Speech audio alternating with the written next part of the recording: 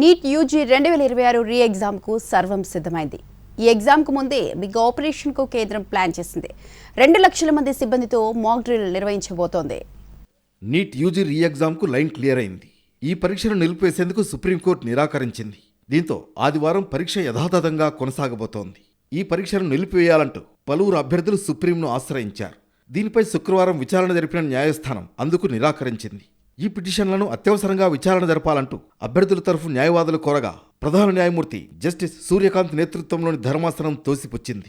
నీట్కు సంబంధించిన అన్ని పిటిషన్లు జస్టిస్ పిఎస్ నరసింహ ధర్మాసనం ముందుకు వెళ్లాయని, వీటిని కూడా ఆ ధర్మాసనమే విచారిస్తుందని తెలిపింది. అభ్యర్థులు లేవనెత్తిన విషయాల్లో అత్యవసర స్థితి లేదని సీజేఐ స్పష్టం చేశారు. నీట్ యూజీ 2026 రీటెస్ట్కు సర్వం సిద్ధమైంది. ఎగ్జామ్ కొన్ని గంటల ముందు నేషనల్ టెస్టింగ్ ఏజెన్సీ కీలక చర్యలు చేపట్టింది. విద్యార్థుల కోసం ఒక అధికారిక వాట్సాప్ నెంబర్ను ప్రారంభించింది. ఇదే సమయంలో పరీక్షకు సంబంధించి వస్తున్న తప్పుడు ఎస్ఎంఎస్లు, ఈమెయిళ్లను నమ్మొద్దని హెచ్చరించింది. మరోవైపు నీట్ యూజీ 2026 రీటెస్ట్ ప్రశ్నాపత్రం ఇన్స్టాలో లీక్ అయిందంటూ ఓ వ్యక్తి సోషల్ మీడియాలో పోస్ట్ పెట్టాడు. అందులో పేపర్ బి అని రాసి ఉన్న బుక్లెట్ను ఓ వ్యక్తి ఓపెన్ చేస్తున్న దృశ్యాలు కనిపిస్తున్నాయి.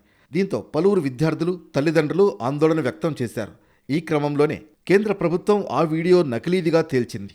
ఈ పోస్ట్ను నేషనల్ టెస్టింగ్ ఏజెన్సీ షేర్ చేసింది. తప్పుడు సమాచారాన్ని నమ్మొద్దని సూచించింది.